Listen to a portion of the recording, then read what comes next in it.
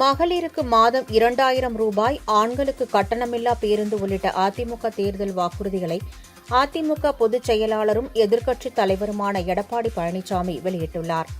2026ஆம் ஆண்டுக்கான சட்டப்பேரவைத் தேர்தலை எதிர்கொள்ளும் வகையில் முதற்கட்ட வாக்குறுதிகளை எடப்பாடி பழனிசாமி வெளியிட்டுள்ளார். அதன்படி மகளிருக்கு மாதந்தோறும் 2000 ரூபாய் வழங்கப்படும் என்றும், ஆண்களுக்கு கட்டணமில்லா பேருந்து வசதி, 125 நாள் வேலைவாய்ப்பு திட்டத்தை 150 நாட்களாக மாற்றவும் நடவடிக்கை எடுக்கப்படும் என கூறியுள்ளார். அம்மா இருசக்கர வாகன திட்டத்தில் 5 லட்சம் மகளிருக்கு தலா 25,000 ரூபாய் வழங்கப்படும்.